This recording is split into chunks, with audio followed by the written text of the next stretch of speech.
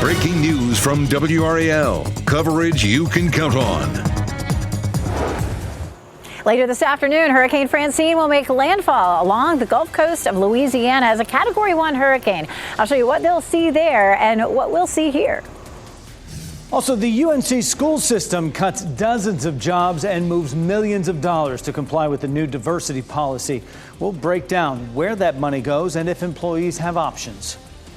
Also, remembering the victims of the September 11th attacks 23 years later. The somber ceremonies taking place at home and abroad. And right now we have a live look in Mexico. And as you see here, the Hurricane Francine is making its way to Louisiana. It's expected to make landfall as a Category 2 hurricane today. Good afternoon to you. I'm Jeff Hogan. And I'm Renee Chu. Thanks for joining us. This is video from Mexico where people are under a severe weather alert. Francine is expected to drench parts of the lower and middle Mississippi River Valley in the U.S. throughout the week. Some areas could see as much as a foot of rain. Yeah, the center of the storm will make landfall late this afternoon. Meteorologist Elizabeth Gardner is on the WRAL weather patio right now with a look at the effects that we could get here and there.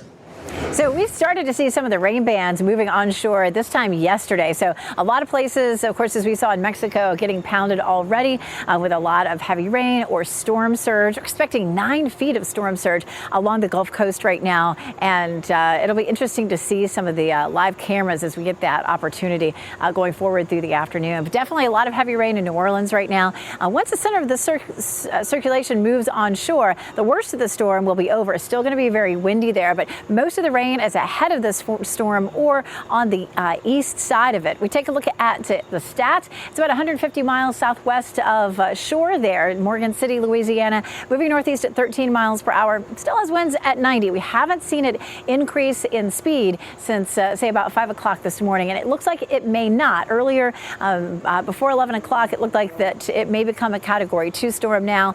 The latest path is for it to be a Category 1 storm as it makes landfall. So we're going to follow the path of that. We'll pause it there. At 8 p.m. on Wednesday, it's onshore there. So it's going to be late afternoon to around dinner time when it makes landfall. And then it dissipates really by 8 a.m. on Friday. So it's not going to last long. We'll take a look at Futurecast and watch that storm system move up the Mississippi Valley with a lot of rain there on the east side of it, but none of that really making its way here. It's going to stall along that front. Now, here's what could happen. We may have another low that develops along that front and brings us a second system to our area on Monday and Tuesday. We'll take a look at that and a brand new tropical depression that formed in the Atlantic coming up. And happening right now in the WRAL Live Center following reports of a pepper spray incident at Smithfield-Selma High School. We've just learned that a few students there were exposed to pepper spray. They were all treated. They're all okay. Again, Smithfield-Selma High School is where this happened. Everything at the school right now is back to normal. We are working to learn more details about who sprayed the pepper spray, exactly how many students were impacted by this. As soon as we learn that information, we'll bring it to you from the Live Center. For the first time today, we've learned how 17 UNC system schools are reassigning DEI positions and redirecting funding. The Board of Governors voted to repeal the diversity, equity, and inclusion policy months ago, giving individual universities until September 1st to comply. WRAL's Monica Casey was in today's meeting. And Monica, there are a lot of changes underway here.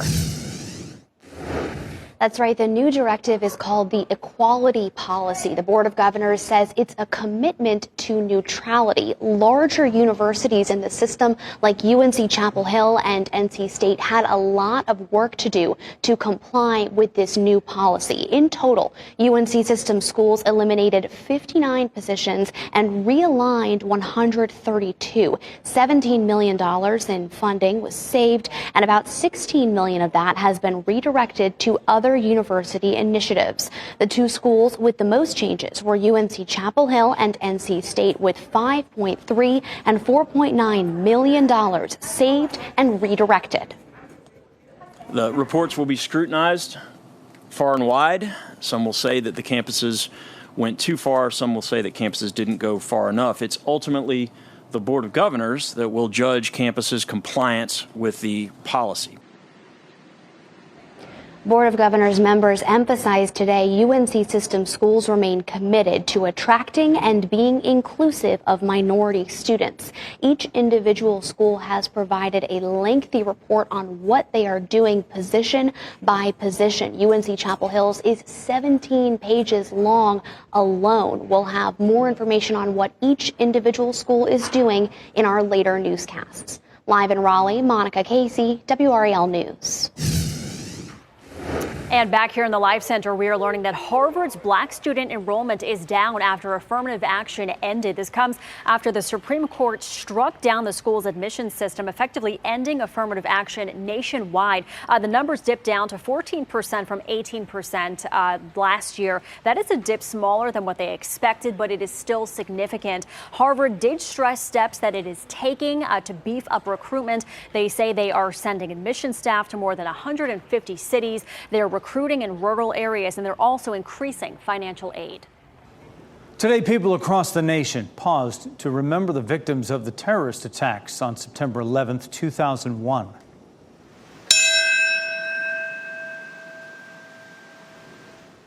The ceremony began this morning at Ground Zero with tolling bells and a moment of silence. Notable dignitaries included President Joe Biden, Vice President Kamala Harris, former President Donald Trump, and his running mate, Senator J.D. Vance. They stood at attention as the crowd honored those who died.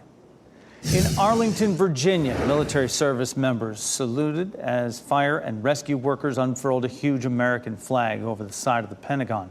Secretary of Defense Lloyd Austin attended a ceremonial wreath laying at the Pentagon to honor the 184 people who died in that building and on Flight 77. A symbolic stair climb at UNC's Kenan Stadium took place this morning to honor the lives lost on September 11, 2001. WRAL's Nick Perlin was there and explains the deeper meaning behind this event. Hundreds of people at UNC gathered at Kenan Stadium this morning to climb these bleachers to remember the hundreds of first responders who lost their life trying to save innocent people on the September 11th terror attacks. Take a look at this video and you can see hundreds of students here climbing these stairs at Kenan Stadium to simulate the 110 flights of stairs that those first responders in New York City had to climb to try to save as many people as they could in the World Trade Center. This is the 11th annual stair climb here at Kenan Stadium, and of course, we know thousands of Americans died and hundreds of first responders died trying to save as many people as they could. We actually spoke to a firefighter who worked in the New York area during the terrorist attacks. This is what he had to say about that day and the event that happened here earlier. 23 years ago felt like yesterday to myself. You know, it's important. We wear it on the sleeves of our shirt, never forget. You know, so it's important to never forget the sacrifices that men and women in uniform have made, helping and trying to save lives of other people. He also said he was very touched by how many people came out to show their support and remember such a horrible day for our country, and he hopes that people continue to never forget what happened 23 years ago. In Chapel Hill, Nick Perlin, WRAL News. Volunteers with Durham Habitat for Humanity will begin their 9/11 week of service and remembrance. The annual event brings together veterans, organizations, and community members wishing to honor the lives lost on that day and to serve veterans. Today through Saturday, volunteers will focus on home repairs and help with new construction. Happening now, the North Carolina State House is taking up a high-profile budget bill. That bill would put hundreds of millions of dollars into private school vouchers and also require all sheriffs in North Carolina to comply with federal immigration detainer requests. WRAL's Eric Miller is following this for us from the legislative building. Eric, where does the bill stand right now? Well, Jeff, just in the last 20 minutes, the House Rule Committee voted to move this bill forward to the full House. We're expecting them to take it up later this afternoon. This bill, of course, has been very controversial, opposed strongly by Democrats, as well as immigration advocates and public school advocates as well. The bill, as you said, would require all sheriffs across North Carolina to comply with those ICE detention requests. It would also plunge $463 million over the next 2 years into those private school vouchers. That would eliminate the wait list of more than 50,000 kids who've been unable to get those vouchers since the legislature removed the income cap last year. Republicans argue this is about giving families more choice in education. Yet Democrats say it's just another way of undermining and underfunding public schools. Opinions on just how needed this funding have been are definitely split, and we've seen that in the results of our exclusive WRAL news poll. You can see the results there. While there's a range of opinions on exactly how much the state should be spending on these vouchers, it is safe to say the majority of those voters there, the majority of those voters surveyed, do not think the state should be spending more money on these vouchers. Now, this poll was conducted last week by Survey USA. The credibility interval there is 4.9%. Again, this bill, House Bill 10, will be moving on to the full House for a vote later this afternoon. We'll be looking very closely to see what happens there. In Raleigh, Eric Miller, WRAL News. Wake County Schools leaders say they need to do more to cut back on the number of times students are physically restrained or secluded. About 400 students were restrained or secluded last year for a total of about 1,400 times. The school system has been training staff on when and how to restrain or seclude students. The report was required after a settlement with a family whose daughter was secluded numerous times without their knowledge. Inflation slowed to its lowest rate since February 2021. The latest Consumer Price Index report shows a decrease from 2.9% in July to 2.5% in August. The CPI is the measurement of price changes for goods and services.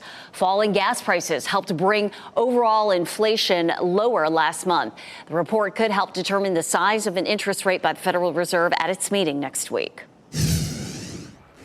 And here in the WRAL Live Center, back to that breaking story we first told you at the top of the newscast, that pepper spray incident at Smithfield Selma High School. Sky 5 is at the scene right now. You can see just how many first responders are there. They're all outside of the school. I counted at least 7 ambulances. There are several fire trucks there. But here's what we know. This was a pepper spray incident. Students were exposed to the spray. They were treated. Everything inside the school is back to normal. But again, a lot of first responders still on scene here. We are working to get more details about this, how many students were pepper sprayed, who did the pepper spraying. As soon as we get any more information, we'll bring that to you from the Live Center. Next at noon, we continue to follow up on the presidential debate response between Vice President Kamala Harris and former President Donald Trump. Also, what did it take to get Tom Cruise to perform his stunts at the Olympics opening ceremony? Stick around or at the closing ceremony. Stick around and find out how the deal went down. Plus, how hackers got their hands on personal information of potentially 1 million people. At 12:30, what you can do about it. Keep watching WRAL News over the air Channel 34 and Spectrum Channel 1257.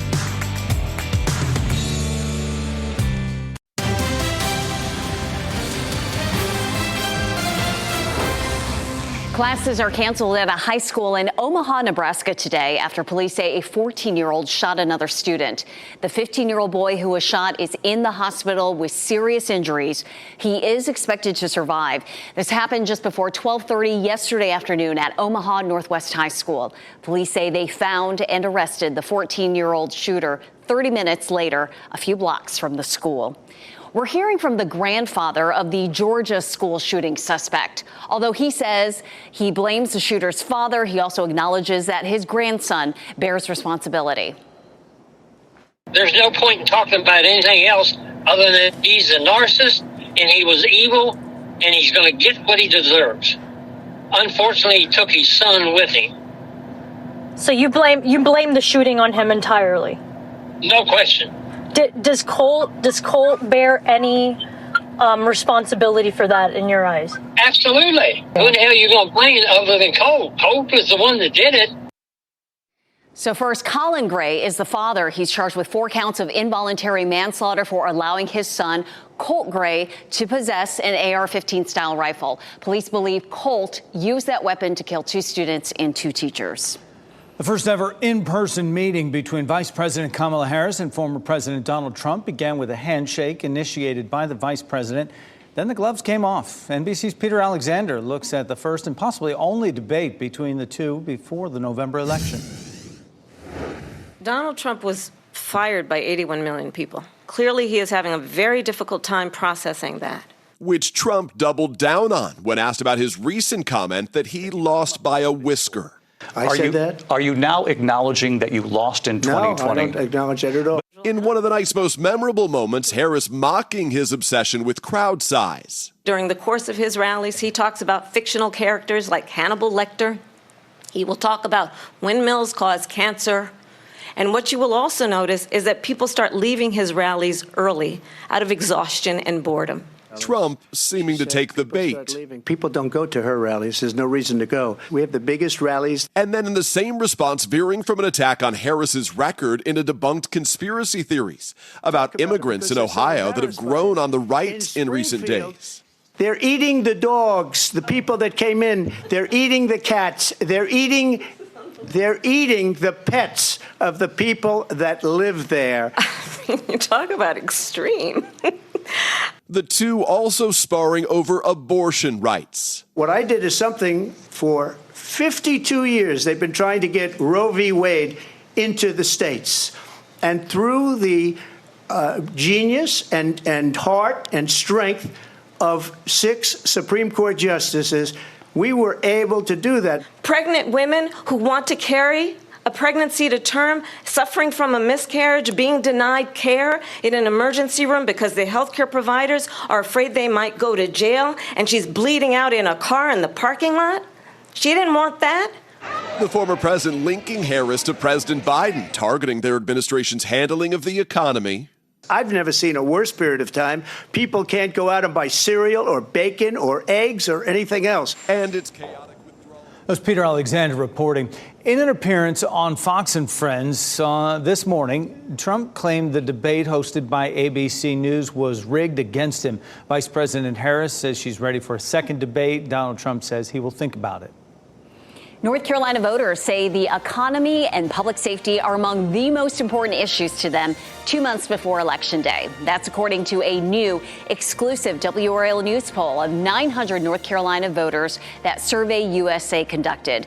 The economy was the top issue for Republicans and tied for #1 among unaffiliated voters.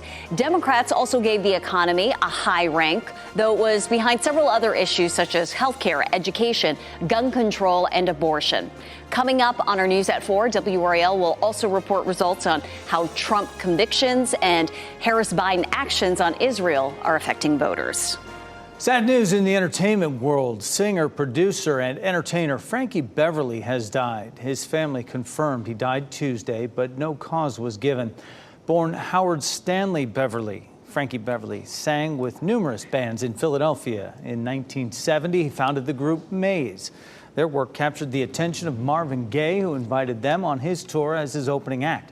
Beverly's music will forever be linked to family reunions, cookouts, and great times. Frankie Beverly was 77 years old. So here's something you don't hear every day. A Hollywood superstar willing to work for free. Of course, he had one stipulation. Tom Cruise pulled off an impressive stunt at the Paris Olympics closing ceremony, all for zip, zilch, nada. Yeah, he did this for free. The chairman of the LA 2028 Olympic and Paralympic Games said that about 5 minutes into this whole presentation, Cruise said, "I'm in, but I'm only doing it if I get to do everything." So Cruise not only did all the stunts, but at no cost. And certainly a very memorable moment of the closing ceremony. I think Tom Cruise is at a stage in his career where, if he's having fun, he's like, okay, I'll do it. Does he really need the money? Probably not. That's what you call cruise control. He's calling the shots. And Still doing it in his 60s. He carried it out. Yeah. It was great stuff. It's great outside right now. Elizabeth Gardner out on the patio. And I know we're keeping an eye, though, to the Gulf because we're a few hours away now from touchdown on land. We are. It is hard to ignore how absolutely beautiful it is out here, though. That is for sure. But yeah, let's talk a little bit more about Francine. Definitely seeing some of those heaviest rain bands moving on in with some of the strongest winds now starting to move on shore. New Orleans has seen very heavy rain since about 6 a.m. this morning. So they've seen a lot. They're looking at as much as 5 to 8 inches total.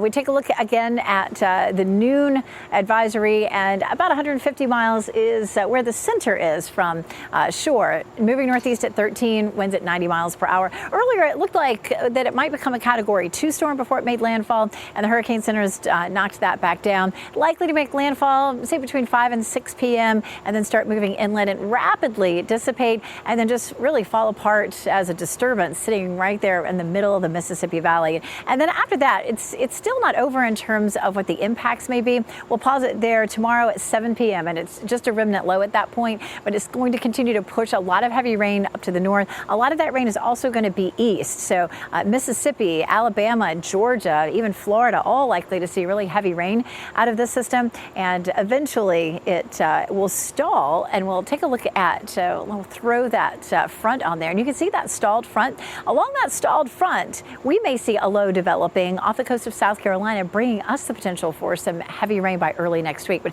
check out all those red shaded areas. You know, that's going to be, 4 to 8 inches of rain, and some places even heavier than that. For us, though, out of Francine, it's really going to be minimal, likely to be just very minimal amounts of rain. This is Tropical Depression 7, 310 miles west of the Cabo Verde Islands, really just coming off the coast of Africa. This is brand new as of the 11 o'clock advisory. So new tropical depression. It's going to be out in the Atlantic for a while. This takes us all the way into the weekend, just kind of hanging out there in the middle of the ocean, but it's something that we'll watch closely. It is likely to become our next named storm, which is Gordon. For Francine, again, we're going to just start to see increasing clouds here in the next couple of days. An isolated shower, maybe Friday or Saturday. Sunday will bring us a slightly better chance for rain, but it's really going to be the potential for this low to develop off that front that's going to bring us the best chance of any rain. Here's a look at Francine as that rain continues to travel northward, and watch how it pushes up toward North Carolina, and the leading edge of that just really kind of falls apart with just a few isolated showers on Friday. So Friday and Saturday, 20% chance, 30 on Sunday and Monday, and then 50 on Tuesday. But that number might go up as we watch what's happening with the models. Yesterday, we saw a hint of this, but the models are really starting to come together already on this. It could become a tropical system. Heavy rain could be along with this as the storm system develops off the East Coast. And coming up in just a little while, I'll show you what some of those rainfall estimates are. Taking a look at our gardens, it's beautiful out here right now. Temperature at 81 degrees, and our humidity is at 56, so it's feeling nice and quiet out here. Just a lovely day in the gardens. Our temperatures will stay nice and low as we see more cloud cover the next couple of days. And as promised, we're going to talk more about Monday and Tuesday and some of those totals. Thanks, Elizabeth. After more than 150 years, Campbell's Soup says it's time for a change. The new name you will soon see on those cans. Plus, some men who want washboard abs are skipping the crunches and headed for the doctor's office instead. But surgery for six-pack abs comes with risks. What you should know before going under the knife.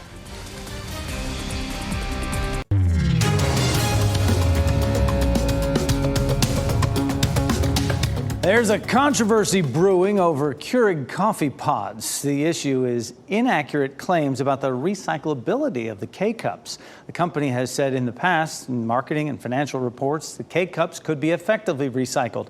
But the SEC says Keurig failed to disclose that two of the biggest U.S. recyclers will not accept the pods for recycling. Keurig has agreed to pay $1.5 million in a civil penalty without admitting or denying the agency's findings. Campbell's is taking out the word soup in its corporate name and will now go by the Campbell's Company. The name change is meant to reflect the various lines Campbell owns outside of soup, including Goldfish, Pepperidge Farms, and the maker of WRAL sauces. The rebranding marks the first time Campbell's has changed its name in 155 years. More men are skipping the gym and opting for the doctor's office in search of washboard abs. The six-pack surgery, it's called, for men. It's becoming an increasingly popular request among plastic surgeons. The procedure is known as high-definition liposuction, using an ab-etching technique that not only gets rid of stubborn belly fat, but also creates defined lines across the stomach. You'll still need to maintain a healthy lifestyle to keep the results. Risks include blood clots and intestinal perforation. We've seen renderings of inside the new arena where the Canes and NC State play. Well, now we're getting an idea of what the area outside will look on game days. How much that will all cost after the break. First, here's a look at the winning North Carolina Education Lottery numbers. We'll be right back.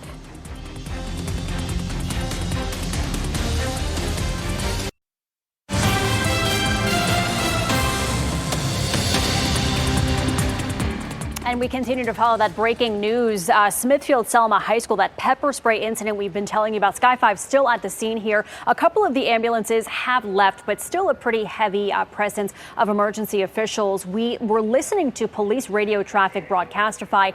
They did say there were about 14 patients. We were hearing that the students were exposed to the spray and treated. Everything at the school inside is back to normal. We're still working to get more details. Michelle, thanks. Hurricane Francine is on a collision course with Louisiana. This is a live look at the Superdome. Right now, it is dumping rain there in the Gulf Coast. Francine is expected to make landfall between 5:30 and 7:30 tonight. Yeah, they've issued a state of emergency there in Louisiana, and there are several shelters open across the state to help people cope with that intense flooding that's happening. Elizabeth Gardner is live on the WRAL weather patio for us with where Francine is right now. Elizabeth. It's about 150 miles offshore right now. So as you said earlier, it's not going to be long, sometime between maybe 5 and 8 o'clock before the center makes landfall. But a lot of rain, as we typically see, is going to be ahead of the center of circulation. It's just the center is where the strongest winds are. It's likely to be 90 miles per hour when it makes landfall. And so there is going to be the issue of strong winds that could cause damage, as well as heavy rainfall, as much as 4 to 8 or 9 inches. Already they've seen as much as 4 inches across parts of New Orleans, and we can take a look at the radar view, and you can see that center of circulation down south, and a lot of that heavy rain really starting to work its way into southeastern Louisiana. And southeastern Louisiana is likely to be the place that sees some of the rain that's heavier. As a matter of fact, here's a look south of New Orleans, over 4.5 inches of rain so far, and then as you look a little farther north, there were some pockets of around 2 or 3 inches, but of course all this will continue to move north and cause some potential flooding. And storm surge is anticipated to be anywhere from about 5 to 9 feet. Elizabeth, thanks. The Carolina Hurricanes and the Centennial Authority, which owns PNC Arena, have revealed new renderings for a billion-dollar entertainment district around the arena. WRAL's Brett Neese is live outside the arena right now. And Brett, the arena's about to get a new name, and also work is still a long ways off. Yeah, that's right. And that's billion with a B. That's the price tag on this entire project. But work won't begin until the end of 2025 if these plans continue to move forward. So let's show you what these new renderings that just came out this morning look like. Take a look here. You can see that the revamped arena is already undergoing a separate $300 million renovation. But these give you an idea of what it will look like around the arena, and what that tailgating experience will also look like. Two of these pictures show you parking decks with tailgating in between. They have like some tailgating balconies on these parking decks. Of course, if you're a Canes fan, you know with Carter Finley Stadium, the football traditions here, tailgating at hockey games is such a big part of the experience coming to those games. But this is all next to what also is a 4,300 seat music venue. So there's just so much going on with these renderings. We're going to talk to some folks this afternoon and get some more information on what exactly this will look like and how many years it's going to take, if it does start in 2025 like it's supposed to. As far as what this arena will be named, they are doing some work on the outside of the arena right now. They've taken down the old PNC Arena signs. The Centennial Authority is expected to vote on Thursday for a new name. We'll find out what that is later this week. Live in Raleigh, Brett Neese, WRAL News. Deputies in Cumberland County who are investigating a recent homicide shared an update on their case. They say 25-year-old Cartier Simpson is no longer wanted for questioning in connection to a murder that happened September 3rd in the Eastover area. Investigators say Delton Thagard died after he was shot. Deputies have not made any arrests in the case. An Alamance County pastor is accused of approaching a man at a Walmart and touching him inappropriately. Warrants say this happened at a Walmart in Mebane. Warrants say 67-year-old Jeffrey Smith, quote, committed sexual battery on someone in the Walmart men's room. The paperwork says he then took off out of the store and was found in the woods behind a nearby gas station. WRAL has confirmed Smith was a pastor at Mebane Presbyterian Church. He's out of jail now on bond. A new school year means WRAL is back to recognizing outstanding teachers. Up next, an elementary school teacher who has spent decades helping young students navigate fourth grade. The WRAL News app brings you the best of WRAL's reporting and technology resources. It's everywhere you need it to be. Access news and info whenever you want, wherever you go. Download the newest version today. Our first teacher of the week this school year has dedicated more than 30 years to education, and she's not done yet. WRAL's Ken Smith introduces us to a teacher who uses kindness to educate her students beyond the classroom. Let's see. Is it on? It's The mic was on, and so is Ellen Govert, always on point for her fourth grade students at Davis Drive Elementary in Wake County. Eventually, the old man fell asleep again. It's the only grade level she's ever taught in her 31 years of teaching. They're funny, and they're curious, and they're excited about things. So when I'm trying to get them excited about reading or learning something new, they respond to that excitement. Ms. Govert is always on a mission to help her 9 and 10-year-olds master this chapter of their lives, and she's made a difference for so many. And first and foremost, we're teachers, and to celebrate those little moments with the kids is just really heartwarming, particularly for the kids who've worked really hard to master a skill. To help guide her students, Ms. Govert has 10 kindness posters prominently displayed in her classroom, and one that gets to the heart of why she is a teacher, the power of yet and her deep love for spending her days with children. They come in and every kid knows something different, perhaps for math or reading, and I always tell the kids, look, you just haven't learned it yet. Yes. And you will. Hey, Ms. Govert. You are WRAL's Teacher of the Week. Congratulations. Thank you so much. Absolutely. Thank you so Ken Smith, WRAL News. And if you would like to nominate a teacher, we need them all year long. You can go to WRAL.com and enter Teacher of the Week in the search box. A farmer found his soulmate, so he let the field speak for him. The proposal that had her heart soaring. And today marks a somber day in American history. This is a live look right now in Shanksville, Pennsylvania. President Biden and Vice President Kamala Harris will attend a memorial there for the 9/11 victims who were on United Flight 93. We'll take you there live when it happens. A local church is elevating healthy lifestyles. Elevation Baptist Church is holding a community health fair this weekend. It is free to the public. And joining us to talk about the event, Priscilla Henderson. Thank you so much for joining us. Thanks Great for to having have me. you here. So what prompted the church to put its faith in a health mission here? Well, Pastor T.L. Carmichael and the health ministry thought that this would be an awesome opportunity to create awareness, find resources for different health topics for Knightdale and the surrounding areas. The event, we understand, will cover a range of topics when folks get there. What can they expect? Absolutely. So we're so excited. We have 3 mobile buses, a 3D mammogram bus because early detection is key. We're partnering with the Blood Connection because this is Sickle Cell Awareness Month to donate blood. 1 pint can service 3 patients. And then we have the Colgate Bright Smiles, Bright Future bus for free dental screening for kids. There's, those are great for folks. They can kind of pay it forward there, giving blood and things like that. There's some educational sessions there as well. Absolutely, absolutely. Just covering a wide range of topics from mental health, different ways to relieve stress, everything that you want to know about Medicare, and also life insurance and estate planning. How long do these sessions run when folks Just come out? 30 minutes. You Okay. can just sign up for a couple sessions and sign up for door prizes to win gas cards. So Cool. That's awesome. Family friendly, kids Absolutely. welcome? We're super excited. Not only is the dental screening bus going to be there, but we're going to have a bounce house and face painting for kids and a food truck. How can folks who may want to get out there and participate this weekend, how can they do that? Just show up at our church, 5271 EBC Village Way, Saturday from 10 to 2. No website no reason to sign up ahead of time or anything? Just show up and have Just fun. Show up and do that. Okay, so it is at 2 p.m. or Saturday morning, 10 a.m.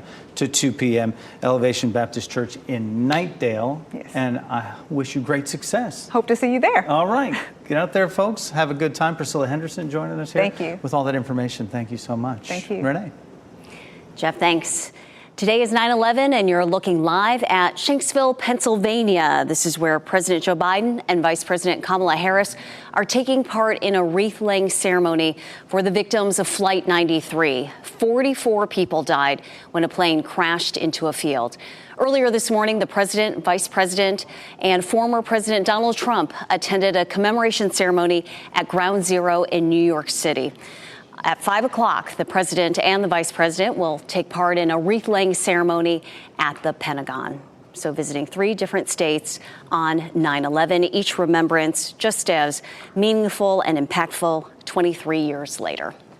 12:46 now. Let's get a check of our weather while we are enjoying the beautiful weather here. The Gulf Coast is preparing for Hurricane Francine. And Elizabeth, we are several hours away from landfall.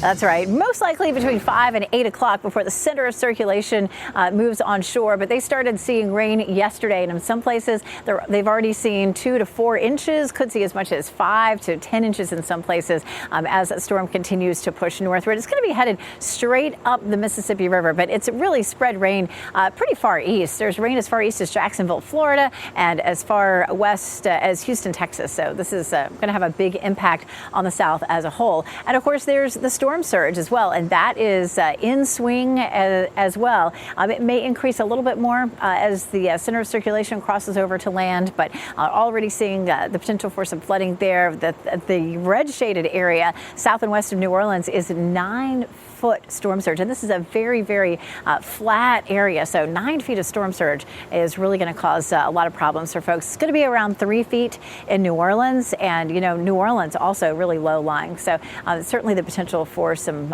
flooding there. We take a look at that rainfall potential too, and notice how it's all along and east of the Mississippi. So really talking about Mississippi itself, the state, and Alabama as 2 of the places that are likely to see some of the heavy rain. Also from, say, Nashville westward, there could be some flooding there with some very heavy rain that falls as the system moves northward and dissipates. You can see the biggest chance for flooding is going to be southeastern Louisiana and the southern part of Mississippi, but spreading at least a medium risk, at least all the way up through Memphis. So we'll take a look at futurecast again. Eventually, there's going to be a stationary front that comes off of that low as it moves up to the north and sort of stalls there. And along that front is where we could see that additional low pressure system developing by, say, Monday and Tuesday of next week off the coast of South Carolina. Now, for Francine itself, we're looking at minimal amounts of rain, and that's going to be through, say, Saturday or Sunday. And then look at this, early next week, Monday and Tuesday with that second system, we could see 2 to 3 inches of rain, and that could be over, say, Monday and Tuesday together. We take a look at that system as it starts to develop. We'll widen out the view here a little bit and watch that low pressure system moving inland, bringing in a good bit of rain. So that's a new low that will form starting Sunday into Monday. It may become a tropical system. Right now, the Hurricane Center is giving it a 20% chance of becoming tropical. It won't matter if it becomes tropical or not. We'll still have the same potential rainfall. Notice for Francine, it's very minimal for us, but that new low, we could see, again, anywhere from, say, 2 to 3 inches of rain over Monday and Tuesday. So what about your outdoor plans over the weekend? Saturday will be fairly cloudy, but mostly dry. Sunday, just a few isolated showers, so we gave it the yellow light. In terms of football, mostly cloudy skies. Saturday at noon, NC State plays Louisiana Tech. UNC at Central, Saturday at 6 p.m. And Duke versus UConn Saturday at 6 p.m. All of those just likely to be cloudy with temperatures in the 70s. Highs the next few days will be in the 80s, looking at 80 degrees Thursday and Friday with more cloud cover. And then we're really going to be focusing on Monday and Tuesday, watching very carefully as that low develops. Thanks, Elizabeth. A farmer lets a soybean field pop the question to his girlfriend. A look at this proposal that's been in the works since the spring coming up. And someone in Texas hit all the winning Mega Millions numbers during last night's drawing. The jackpot was $800 million. If the winner chooses the cash prize option, they'll get a little over $400 million. Here's a look at those numbers. 1, 2, 16, 24, 66. The Mega Ball is 6. The Mega Plier is 4. Be sure to check, see if you want a smaller prize. The jackpot now resets at $20 million, and the next drawing is Friday night at 11 on WRAL. We wrap things up with a look at a few of the headlines we are following for you today. We continue to follow breaking news. Smithfield Selma High School was evacuated after some sort of pepper spray incident. WRAL's Sky 5 was over the area as first responders and staff were gathered outside the building's front entrance. A spokesperson from Johnston County Schools says the incident was isolated and that the few students who were exposed to that pepper spray were treated. And for the first time, we have learned today how 17 UNC system schools are reassigning DEI positions and redirecting funding. The Board of Governors voted to repeal the diversity, equity, and inclusion policy months ago, giving individual universities until September 1st to comply. UNC Chapel Hill eliminated 20 positions, the most in the system, and redirected more than $5 million in savings to student success initiatives. Happening now, the North Carolina House is taking up a bill that would put hundreds of millions of dollars into private school vouchers. Republicans argue this is about giving families more choice in education. Democrats say this is just another way of undermining and underfunding public schools.